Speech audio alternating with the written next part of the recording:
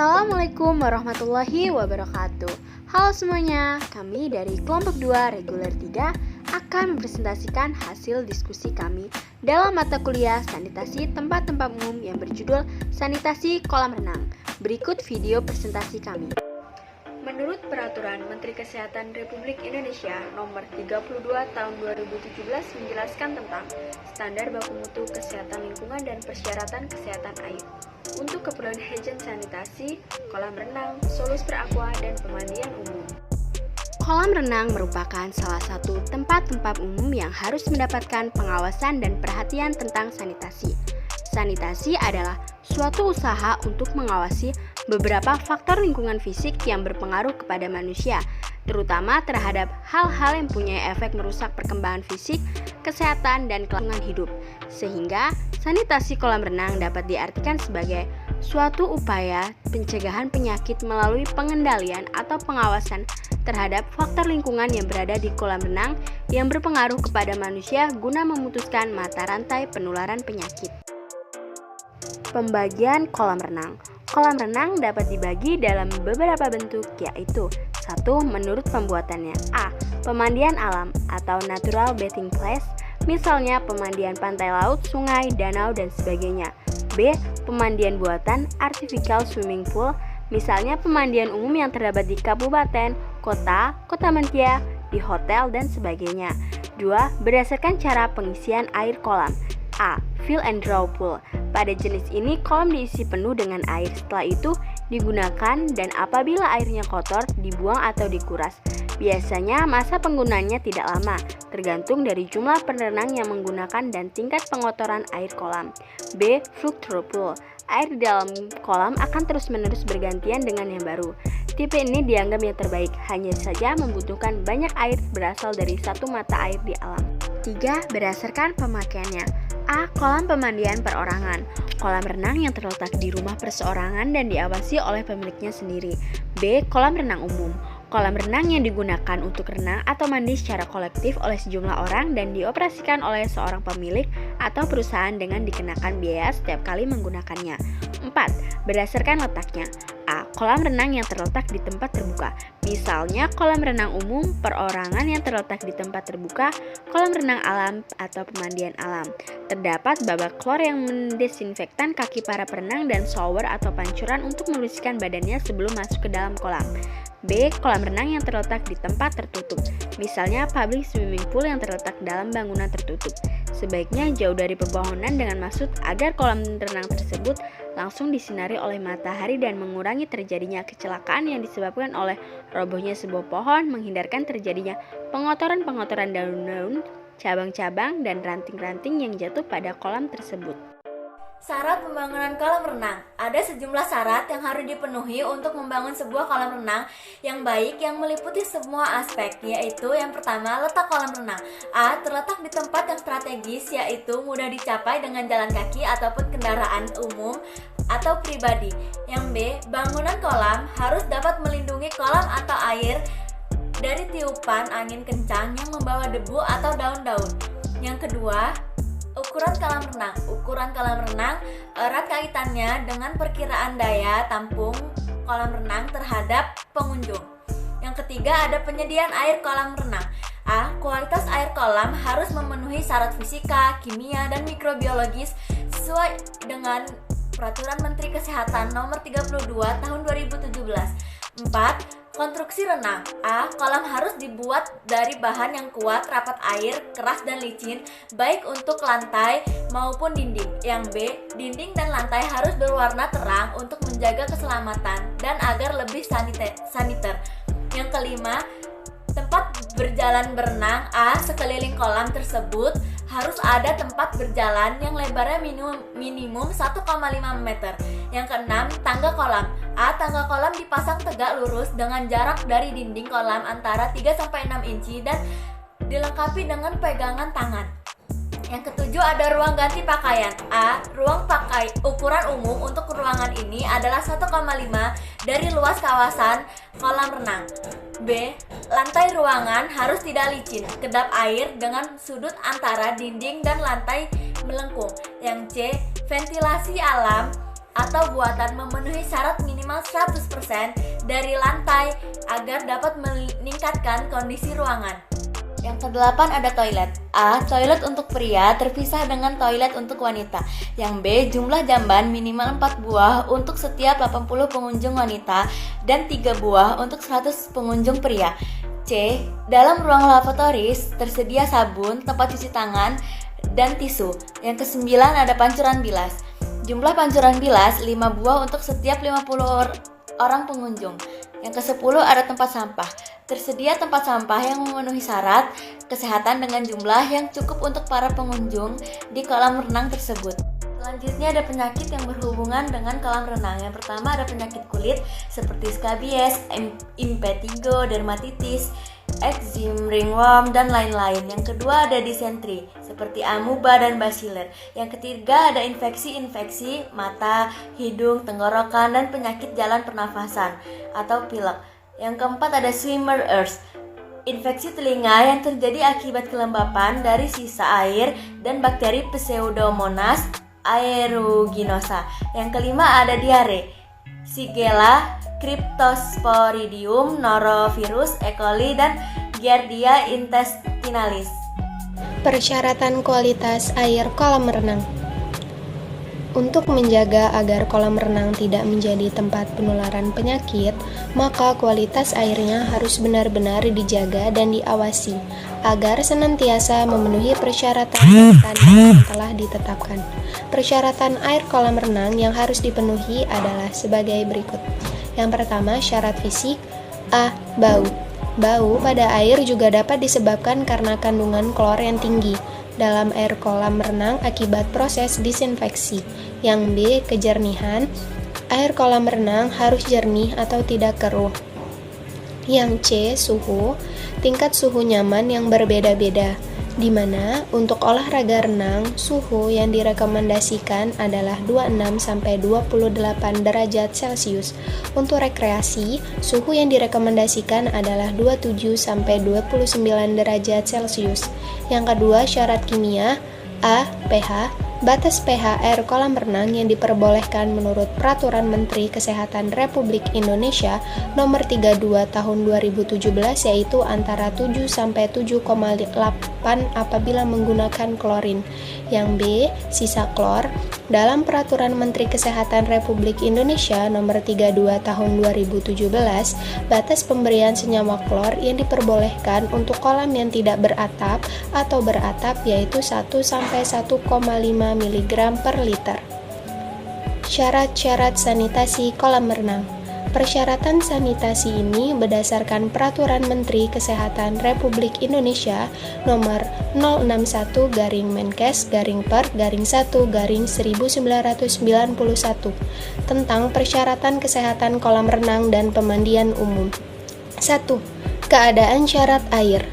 Keadaan airnya pada suatu kolam renang dapat ditinjau dari dua segi, yaitu segi kualitas dan kuantitasnya. Dari segi kualitas, air yang tersedia sesuai dengan Peraturan Menteri Kesehatan Republik Indonesia Nomor 061-per-1-1991 bahwa kuantitas air kolam renang dan air pemandian umum harus memenuhi persyaratan kesehatan sesuai dengan ketentuan peraturan dan perundang-undangan yang berlaku. Jadi, kualitas air kolam renang benar-benar dijaga dan diawasi, sebab jika tidak akan menimbulkan berbagai macam penyakit dan gangguan kesehatan lainnya kepada para perenang. 2. Persyaratan lingkungan dan kelengkapan kolam renang. Yang pertama, lingkungan. Yang A, bersih. Yang B, dapat mencegah kemungkinan terjadinya penularan penyakit. Yang C, tidak memungkinkan bersarang dan berkembang biaknya vektor penularan penyakit. Yang kedua, bangunan dan peralatan. A, memenuhi persyaratan kesehatan. B, dapat mencegah terjadinya kecelakaan. 3. Tata bangunan. A, ditata dan dipergunakan sesuai fungsinya. B. Dapat mencegah terjadinya kecelakaan. C. Tidak mengakibatkan pencemaran terhadap air. Yang keempat, konstruksi lantai. A. Bahan kuat, kedap air, permukaan rata, tidak licin, mudah dibersihkan. B. Lantai yang selalu kontak dengan air mempunyai kemiringan yang cukup atau 2-3%. Yang kelima, kelengkapan. A. Tersedianya bak cuci kaki. B. Tersedianya kamar atau pancuran bilas. C. Tersedianya kamar ganti dan tempat penitipan barang atau pakaian. D. Tersedianya kamar P3K. E. Tersedianya fasilitas sanitasi mencakup kotak sampah, jamban, dan peturasan tempat cuci tangan.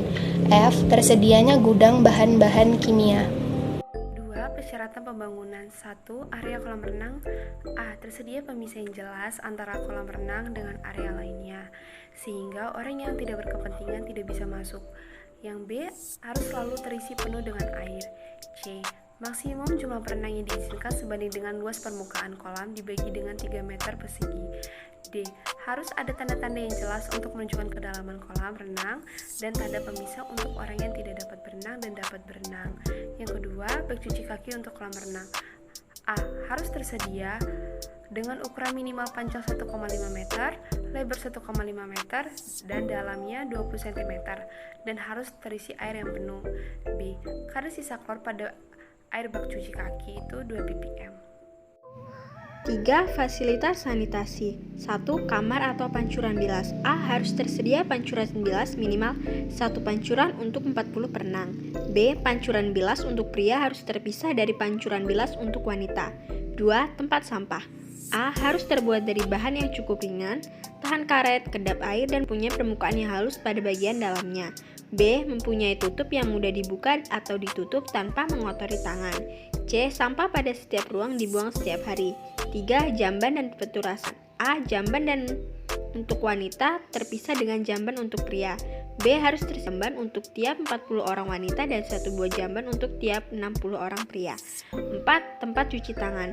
A. Tempat cuci tangan yang dilengkapi dengan sabun pengering tangan dan cermin. 5. Gudang bahan kimia. A. Tersedia gudang khusus tempat pengolahan bahan-bahan kimia. B. Penempatan kalsium hipoklorit harus terpisah dengan aluminium sulfat atau bahan-bahan kimia lainnya. 6. Perlengkapan lain. A. Tersedia papan pengumuman yang berisi antara lain larangan berenang bagi yang penderita penyakit kulit, penyakit kelamin, penyakit epilepsi, penyakit jantung, dan lain-lain. B. Tersedia perlengkapan pertolongan bagi perenang antara lain pelampung, tali, penyelamat, dan lain-lain. C. Untuk kolam renang, selain perlengkapan seperti di atas, harus tersedia seperti yang pertama ada alat ukur untuk mengukur kadar pH dan sisa klor air kolam renang secara berkala.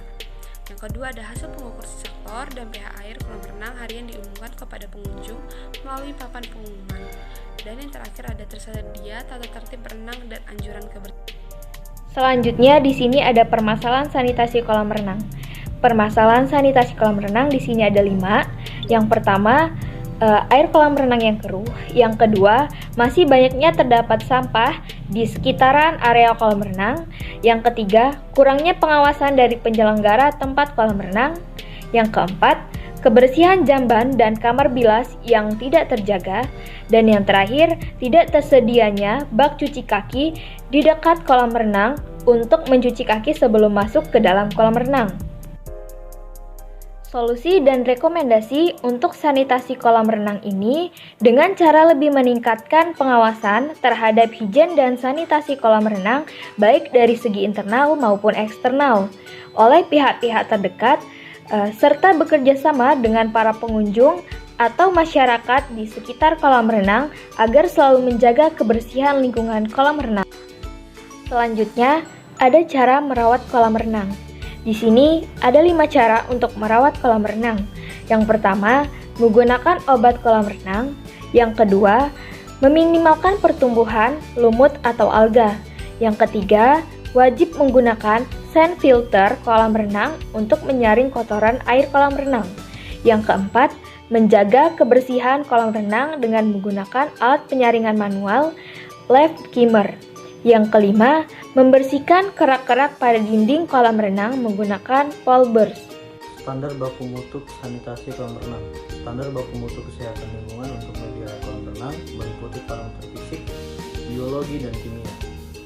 Parameter fisik dalam standar baku mutu kesehatan lingkungan untuk media air kolam renang meliputi bau, kekeruhan, suhu, kejernihan, dan kepadatan. Untuk kepadatan, semakin dalam kolam renang, maka semakin luas ruang yang diperlukan untuk setiap perenang. Parameter fisik dalam standar baku mutu kesehatan lingkungan untuk media air kolam renang. Parameter pertama, bau, standar baku mutu tidak berbau. Parameter kedua, kekeruhan, unit NTU, standar baku mutu 0,5. Parameter ketiga, kejernihan, unit piringan terlihat jelas. Keterangan piringan merah hitam berdiameter 20 cm terlihat jelas dari kedalaman 4,5 meter. Parameter keempat, suhu, unit Celcius, standar baku mutu 16-40. Parameter kelima, kepadatan perenang, unit meter persegi atau perenang, standar baku mutu 2,2, 2,7, 4.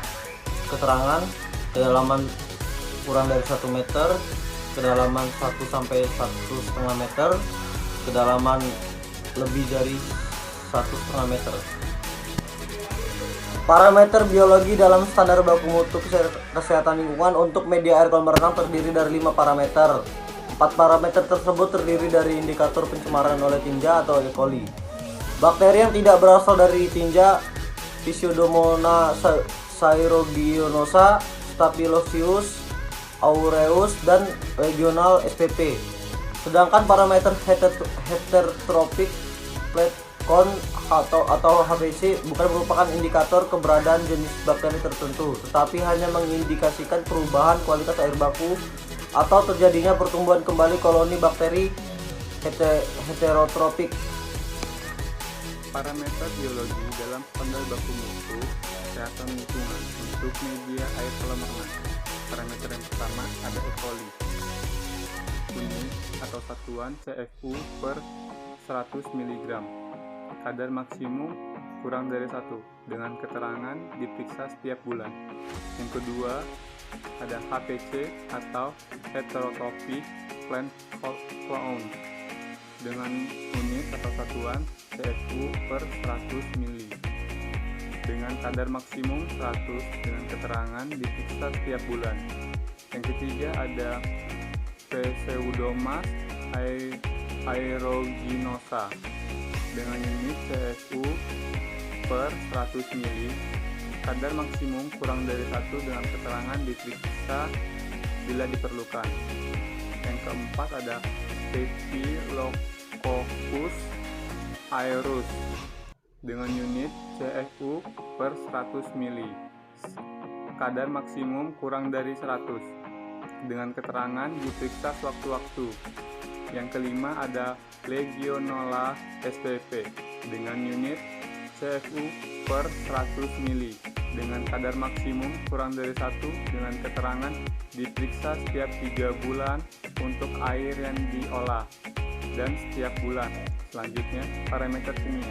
Dalam standar baku mutu kesehatan lingkungan untuk media air kolam renang meliputi 6 parameter, yaitu pH, alkalinitas, sisa klor bebas, sisa klor terikat, total bromine atau sisa bromine, dan potensial reduksi oksidasi atau oxidation reduksi potensial.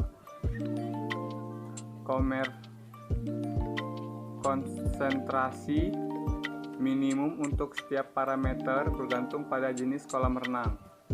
Jika kolam renang menggunakan disinfektan bromine, maka konsentrasi minimum juga berbeda dibandingkan dengan konsentrasi klorin. Parameter kimia dalam standar baku mutu kesehatan lingkungan untuk media air kolam renang. Parameter yang pertama, pH. Standar baku minimum 7-7,8 dengan keterangan apabila menggunakan klorin dan diperiksa minimum 3 kali sehari. Dengan kadar minimum 7-8 dengan keterangan bila menggunakan bromine dan diperiksa minimum 3 kali sehari. Parameter yang kedua, alkalinitas dengan satuan miligram per liter dengan kadar minimum 80-200 dengan keterangan semua jenis kolam renang. Parameter yang ketiga, sisa klor bebas dengan satuan atau unit miligram per liter dengan kadar minimum 1-1,5 dengan keterangan kolam beratap atau tidak beratap, 2-3 dengan keterangan kolam panas dalam ruangan. Sisa klor terikat dengan unit miligram per liter dengan kadar minimum 3 dengan keterangan semua jenis kolam renang. Total bromine atau sisa bromine dengan unit atau satuan miligram per liter. Kadar minimum 2-2,5 dengan keterangan kolam biasa. Kadar minimum 4-5 dengan keterangan head full. Kadar minimum 3-4 dengan keterangan kolam beratap atau tidak beratap atau kolam panas dalam ruangan. Sanitasi kolam renang. Inspeksi sanitasi kolam renang sendiri antara lain mengacu pada Peraturan Menteri Kesehatan Nomor 416/Menkes/Per/9/1960 tentang syarat-syarat dan pengawasan kualitas air. Dalam pelaksanaan penyihatan kolam renang dan pemandian umum ini terdapat pada Peraturan Menteri Kesehatan Nomor 416/Menkes/Per/9/1960 tentang syarat dan pengawasan kualitas air. Sedangkan komponen umum inspeksi sanitasi kolam renang dan pemandian umum meliputi 1. Tata bangunan, 2. Konstruksi bangunan, 3. Kelengkapan, 4. Persyaratan bangunan dan fasilitas sanitasi seperti bak cuci kaki untuk kolam renang dan lain-lain, serta kolam renang dan kolam pemandian umum. Sanitasi kolam renang yang benar adalah air kotor disedot oleh pompa khusus kolam renang, lalu dimasukkan ke dalam filter. Terakhir, air yang sudah bersih dialirkan kembali ke dalam kolam. Jika sistem sirkulasi Anda salah, maka air yang sudah tersaring tadi tidak dapat mendorong air kotor untuk diarahkan ke filter, sehingga air kotor tetaplah kotor. Sementara air yang masuk ke dalam filter adalah air bersih lagi, dan arus air bersih mendorong air kotor ke filter sehingga setiap tetes air melalui proses persaringan.